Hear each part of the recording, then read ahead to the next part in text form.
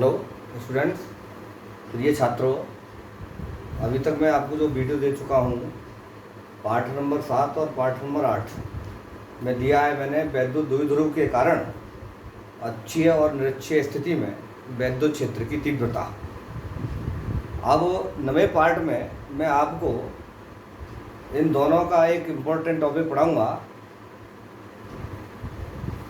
वैद्युत द्विध्रुव के कारण किसी भी बिंदु पर वैद्युत क्षेत्र की तीव्रता, यानी वैद्युत द्विध्रुव के कारण किसी भी बिंदु पर वैद्युत क्षेत्र की तीव्रता। 7वें और 8वें वीडियो में वैद्युत द्विध्रुव के कारण अक्षीय स्थिति और निरक्षीय स्थिति में वैद्युत क्षेत्र की तीव्रता बताई गई थी। इस वाले टॉपिक में कोई भी बिंदु हो, आपका कहीं भी हो, कोई भी बिंदु हो, उस बिंदु पर विद्युत क्षेत्र की तीव्रता कैसे ज्ञात करेंगे। आप पिछले वीडियो को जब देखेंगे तो ये समझ में आ जाएगा, इसलिए आपको प्रत्येक वीडियो को मेरे को अच्छी तरह देखना है, अच्छी तरह जरूर देखें। मैं अभी स्टार्ट करता हूँ। हेडिंग है आपकी वैद्युत द्विध्रुव के कारण किसी भी बिंदु पर वैद्युत क्षेत्र की तीव्रता। इसके लिए बेटे मैं फिगर बनाता हूँ, पहले फिगर बना रहा हूँ। फिगर बना करके आप फिगर बनाइएगा, मैं उसके बारे में बाद में थ्योरी देता हूँ। पहले फिगर बनाता हूँ।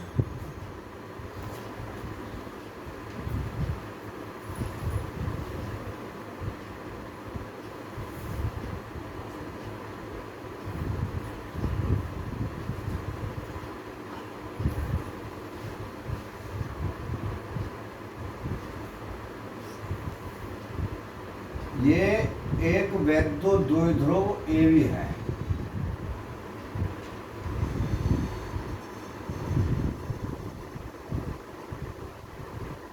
वैद्युत द्विध्रुव AB है जो -Q और +Q आवेशों से मिलकर बना है, जिसके बीच की अल्प दूरी 2L है। इसका एक मध्य बिंदु O है।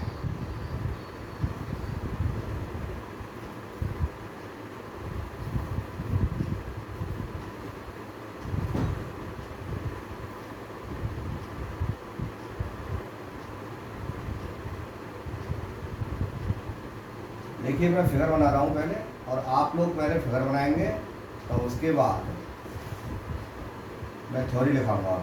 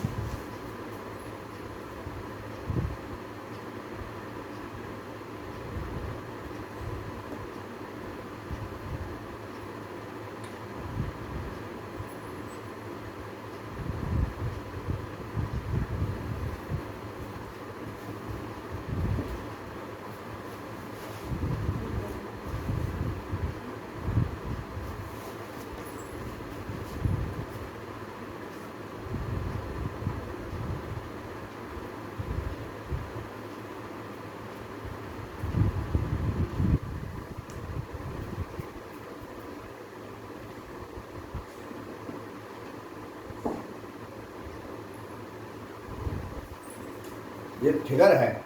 आप क्या करें, पहले आप पहले अपनी कॉपी पर फिगर बना लें, कॉपी निकालें, पेन निकालें और फिगर बनाएं।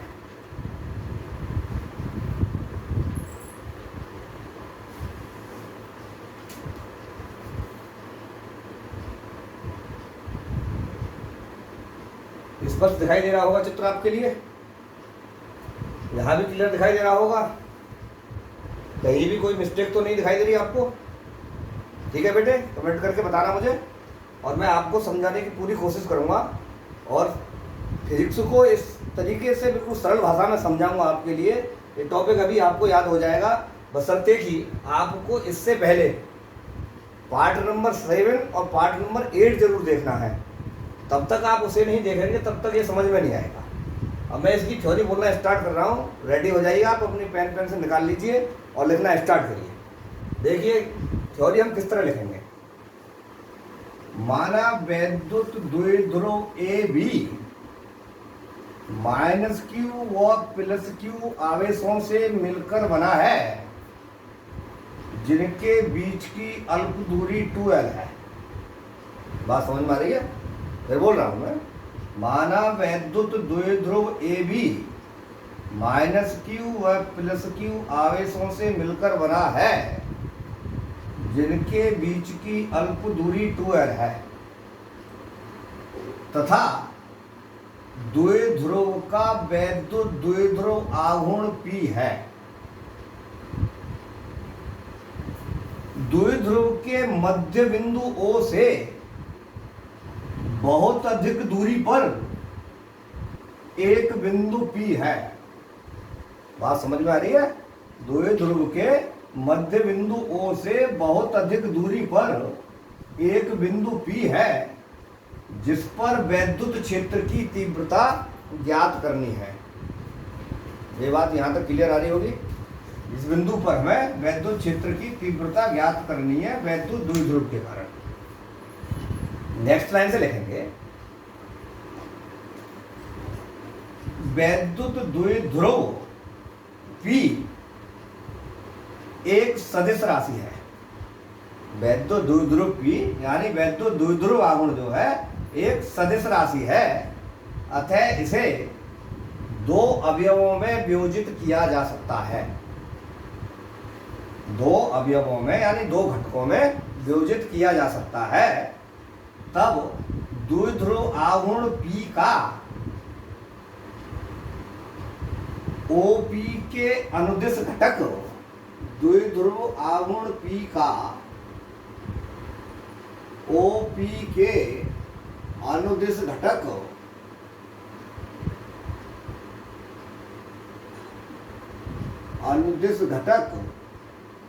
P cos थीटा तथा OP के लंबवत घटक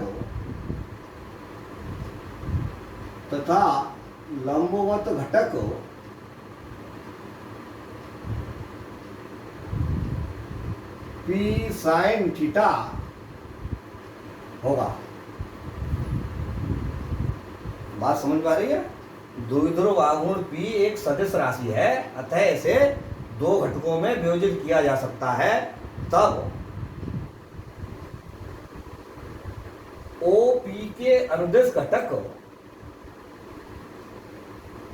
P cos थीटा तथा लंबवत घटक P sin थीटा होगा। बिंदु P द्विध्रुव के मध्य बिंदु O से R दूरी पर स्थित है। ये जो R दूरी है बहुत अधिक दूरी है, तो हम लिखेंगे किस तरह से, दोबारा समझिए। द्विध्रुव AB -q व +q आवेशों से मिलकर बना है, जिनके बीच की अल्प दूरी 2l है, तथा द्विध्रुव आघूर्ण P है। द्विध्रुव के मध्य बिंदु O से बहुत अधिक दूरी R पर एक बिंदु P है, जिस पर विद्युत क्षेत्र की तीव्रता ज्ञात करनी है। उसके बाद लिखना है, चूंकि वैद्युत द्विध्रुव आघूर्ण P एक सदिश राशि है, अतः इसे दो घटकों में वियोजित किया जा सकता है।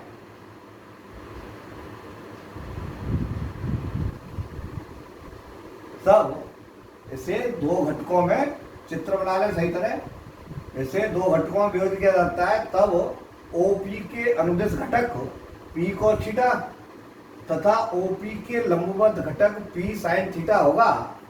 तब बिंदु P पर घटक P cos थीटा के कारण विद्युत क्षेत्र की तीव्रता एवं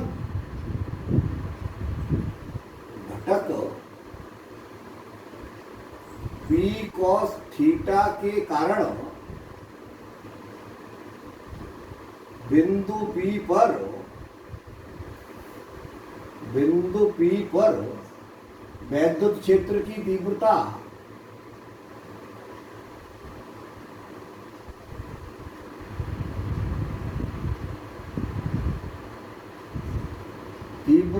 E1 तथा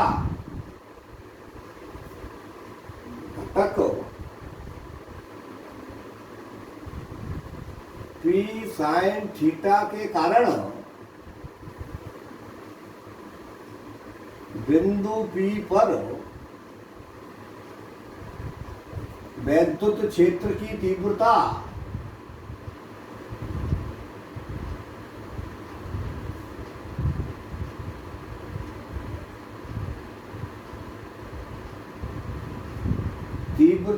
E2 है।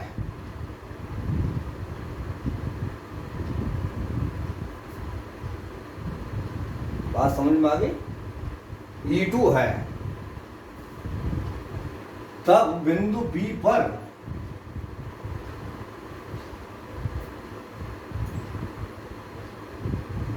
P पर वैद्युत क्षेत्र की तीव्रता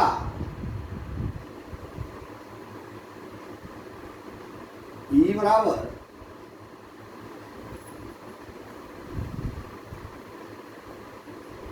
E1 प्लस E2। बिंदु P पर वैद्युत क्षेत्र की तीव्रता E बराबर E1 प्लस E2 होगी। चित्र बनाइए और इतना जल्दी लिखिएगा, मैं भी आपको बताता हूं दोबारा।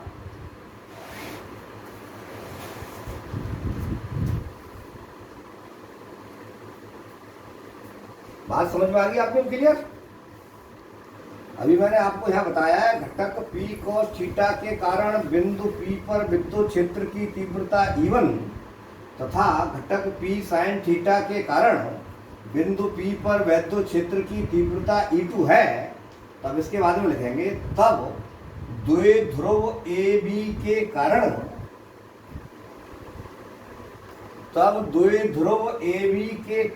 बिंदु P पर वैद्युत क्षेत्र की तीव्रता E बराबर E1 प्लस E2। ये तीव्रता जो है द्विध्रुव AB के कारण बिंदु P पर द्विध्रुव AB के कारण बिंदु P पर वैद्युत क्षेत्र की तीव्रता E बराबर E1 प्लस E2 है। यहां तक बात क्लियर है? यहां अब आपको एक ध्यान देना है, घटक P cos थीटा और घटक P sin थीटा, घटक P cos थीटा और P sin थीटा, यानी हम जानते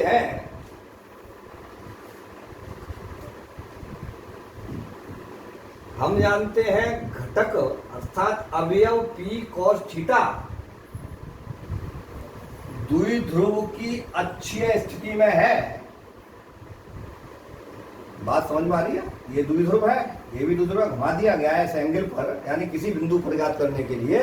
तो मेरे कहने का मतलब ये है घटक P cos थीटा यानी द्विध्रुव P का घटक P cos थीटा द्विध्रुव की अक्षीय स्थिति के अनुदिश है तथा घटक P sin थीटा द्विध्रुव के लंबवत अर्थात निरक्षीय रेखा पर है। तब द्विध्रुव के घटकों के कारण निरक्षीय रेखा पर है, तब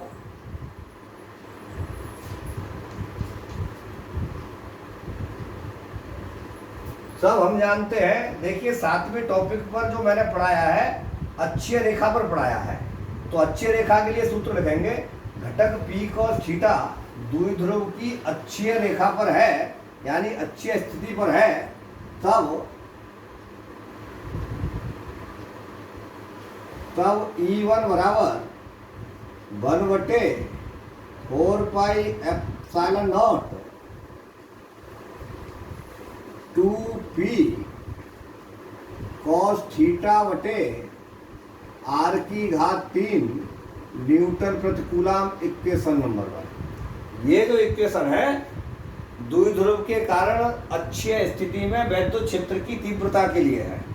तो अभी मैंने आपको बताया है ये घटक P cos थीटा जो है क्या है, द्विध्रुव की अक्षीय स्थिति में है, अक्षीय रेखा पर है, तथा घटक P sin थीटा द्विध्रुव की निरक्षीय रेखा पर है, यानी द्विध्रुव के लंबवत है। तब निरक्षीय रेखा पर अतः इसी प्रकार घटक P sin थीटा के कारण यानी द्विध्रुव के कारण वैद्युत क्षेत्र की तीव्रता E2 बराबर 1/4 pi epsilon not P sin theta बटे R की घात 3 न्यूटन प्रति कूलम। पहला जो समीकरण है वो अक्षीय स्थिति में विद्युत क्षेत्र की तीव्रता के लिए है, दूसरा समीकरण निरक्षीय स्थिति में विद्युत क्षेत्र की तीव्रता के लिए है। मैं बार बार बोल रहा हूं आपको, घटक P cos थीटा द्विध्रुव की अक्षीय स्थिति में है, अतः इसके कारण वैद्युत क्षेत्र की तीव्रता E1 बराबर 1/4 pi epsilon not 2P cos theta बटे R की घात 3 होगी। और घटक P sin थीटा द्विध्रुव की निरक्षीय रेखा पर है, अतः वैद्युत क्षेत्र की तीव्रता 1/4 pi epsilon not P sin theta बटे R की घात 3 न्यूटन प्रति कूलम होगी। चूंकि बिंदु P पर वैद्युत क्षेत्र की तीव्रता E1 OP के अनुदिश तथा वैद्युत क्षेत्र की तीव्रता E2 OP के लंबवत है। बात समझ रहे हैं मेरी? आप समझने की कोशिश करिए, लिखिए, भाई इस बात को लिखना होगा। बिंदु P पर वैद्युत क्षेत्र की तीव्रता E1 OP के अनुदिश तथा बिंदु P पर वैद्युत क्षेत्र की तीव्रता E2 OP के लंबवत है। तब बिंदु P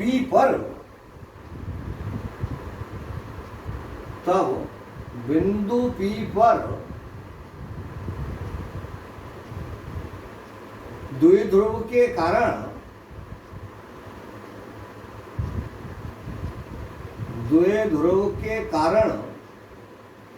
परिणामी विद्युत क्षेत्र की तीव्रता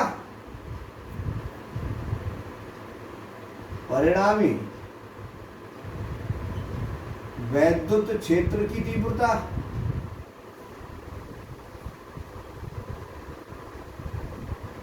निम्न होगी। तब E बराबर √ E1 square plus E2 square. चूंकि ये दोनों एक दूसरे के लंबवत है, ऐसे करके यह बनाया जाए तो ये बोधायन पाइथागोरस की प्रमेय से हो जाएगा। E इसका कर्ण हो जाएगा, E बराबर √ E1 square plus E2 square. अब क्या करेंगे बेटे, हम इसमें E1 और E2 के मान समीकरण 1 और 2 से रखें। तब E1 और E2 का मान रखें हम, ये आ जाएगा 1/4 पाई एप्सिलॉन नॉट 2P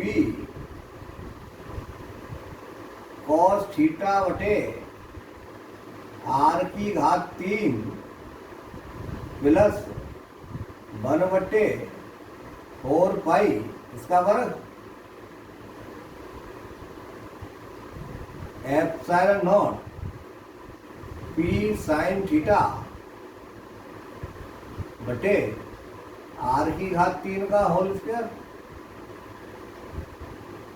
यानी E1 और E2 के मान रख दिए गए हैं।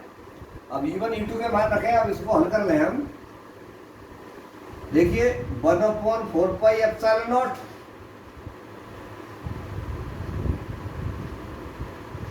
दोनों में कॉमन हो जाएगा,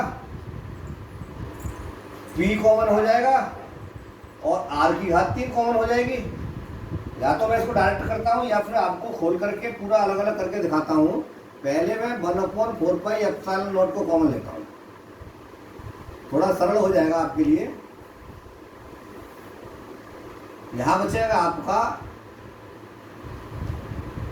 2p cos थीटा बटे r³ का whole square plus p sin theta बटे r³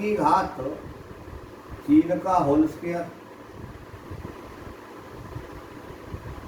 इसको आगे हल कर लीजिए, इनका होल स्क्वायर खोल दीजिएगा, बरक चढ़ा लीजिए, तब आ जाएगा आपका 1/4πε0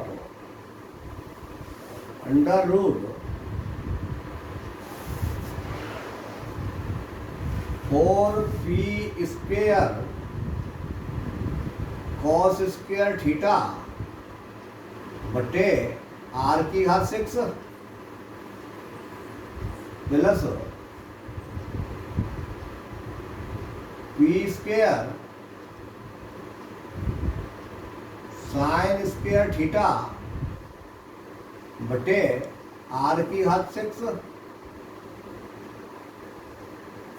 दिखाई दे रहा है बेटा? दिखाई दे रहा है? आराम से आप इसको उतार सकते हैं, मैं साइड में हो जाता हूँ, कोई बात नहीं, आप उतार लीजिए। इम्पोर्टेंट टॉपिक है बेटे, इसी ये मास्टर फॉर्मूला निकल के आएगा, इससे एक मास्टर फॉर्मूला निकलेगा, उसी फॉर्मूले के अनुसार आप अक्षीय स्थिति में, निरक्षीय स्थिति में विद्युत क्षेत्र की तीव्रता ज्ञात कर सकते हैं, यानी किसी भी बिंदु पर। अब हमने क्या किया, यहाँ दिमाग लगाना है, यहाँ से क्या हो जाएगा, p² है, कॉमन हो जाएगा, p बाहर आ जाएगा, r⁻6 दोनों तरफ है तो r⁻3 बाहर आ जाएगी, तब ये बचेगा आपका 1/4πε0 p बटे r⁻3 अंडर रूट में बचेगा आपका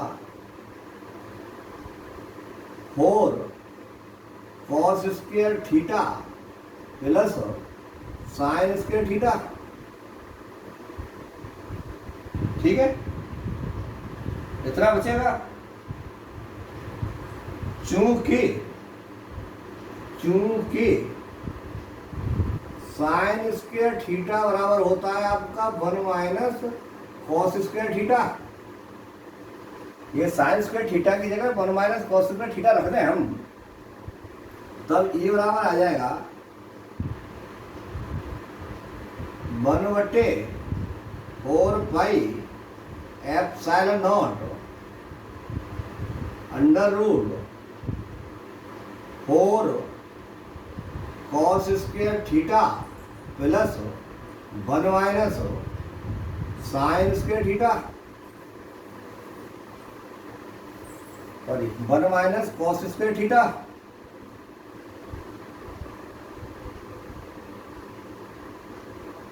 देखिए यहाँ 4 cos स्क्वायर थीटा है और यहाँ माइनस का cos स्क्वायर थीटा है, तो 4 cos स्क्वायर थीटा में से एक cos स्क्वायर थीटा गया तो 3 cos स्क्वायर थीटा बचा। अब इसको हम निम्न रूप में लिख लेंगे,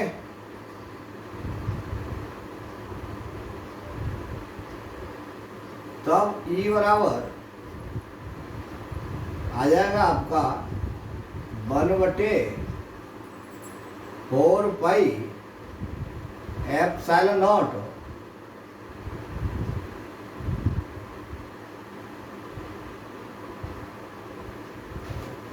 p बटे r⁻3।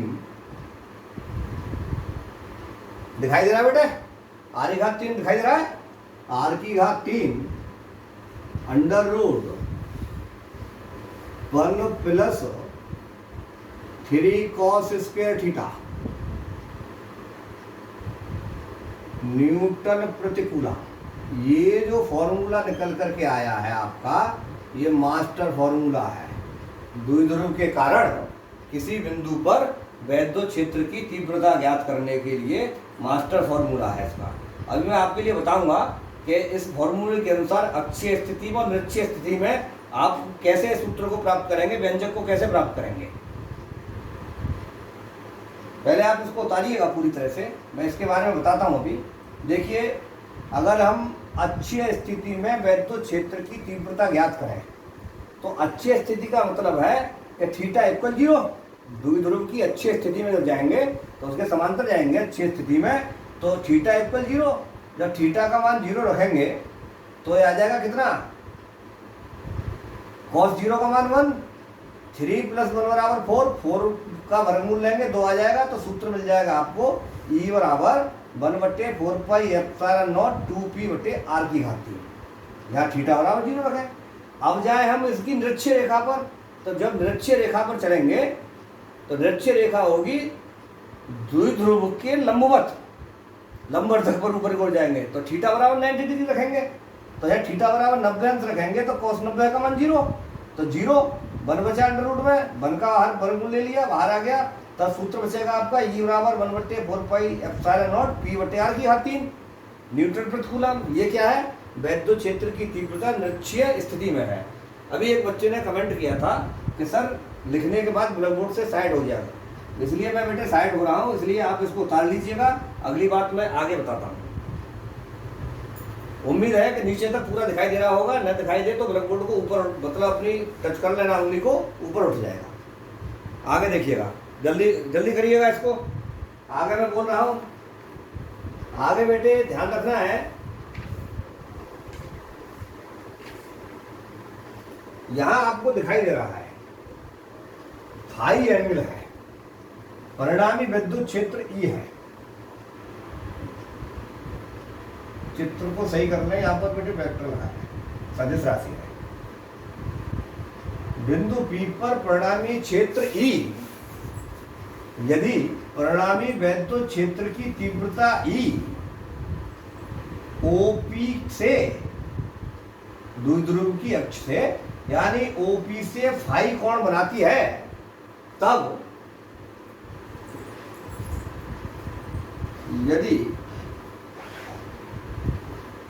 यदि तीव्रता E OP की दिशा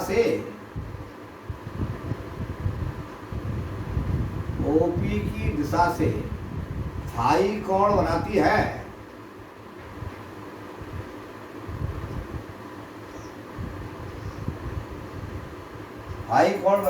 तब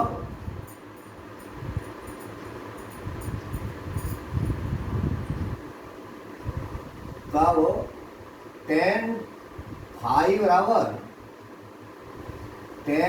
बराबर इन समीकरणों में आ जाइए, यानी tan फाई बराबर होगा आपका E2/E1,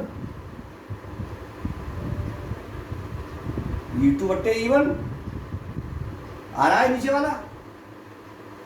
तब E2 और E1 के मान समीकरण 2 और 3 से 2 और 1 से रख दें, तब आप देखेंगे कि 1/4 पाई एप्सिलॉन कॉमन है। यहाँ इसको लिखने की जरूरत नहीं है, इसको हम काट देते हैं। आपका बचेगा P sin थीटा बटे r³ बटे 2p cos थीटा बटे r³ r³ से r³ कट जाएगा, p से p कट जाएगा, बराबर में आपका बचेगा बेटे 1/2 साइन थीटा बटे कॉस थीटा। तब सूत्र निकल के आ जाएगा 1/2 tan थीटा। यानी जो एंगल है परिणामी विद्युत क्षेत्र की तीव्रता OP की दिशा से जो एंगल बनाती है उसका मान निकालना हो तो सीधा सूत्र लगाना है tan फाई बराबर 1/2 tan थीटा, जितने पर वो एंगल पर द्विध्रुव रखा गया है। तो देखिए आज का टॉपिक समझ में आ गया होगा। वैद्युत द्विध्रुव के कारण किसी भी बिंदु पर वैद्युत क्षेत्र की तीव्रता, पूरा व्यंजक लिखा हुआ है, फिर मैं आपको रिपीट कर रहा हूँ, दोबारा समझाने की कोशिश कर रहा हूँ, आप समझने की कोशिश करें। दोबारा बोल रहा हूँ कैसे लिखना है हमारे लिए, मैं बोल रहा हूँ और आप वो लिखते जाइएगा और समझिएगा। वैद्युत द्विध्रुव AB माइनस क्यू व प्लस क्यू आवेशों से मिलकर बना है, ये बात पहले बोल चुका हूँ, चित्र के अनुसार बोल रहा हूँ जो भी बात है, जिनके बीच की अल्प दूरी 2l है तथा जिसका वैद्युत द्विध्रुव आघूर्ण P है। द्विध्रुव के मध्य बिंदु O से R दूरी पर, बहुत अधिक दूरी R पर एक बिंदु P है जिस पर वैद्युत क्षेत्र की तीव्रता ज्ञात करनी है। बात ध्यान तक है। हम जानते हैं वैद्युत द्विध्रुव आघूर्ण P एक सदिश राशि है, इसलिए इसे दो घटकों में वियोजित किया जा सकता है। एक OP के अनुदिश घटक P cos थीटा और दूसरा OP के लंबवत घटक P sin थीटा।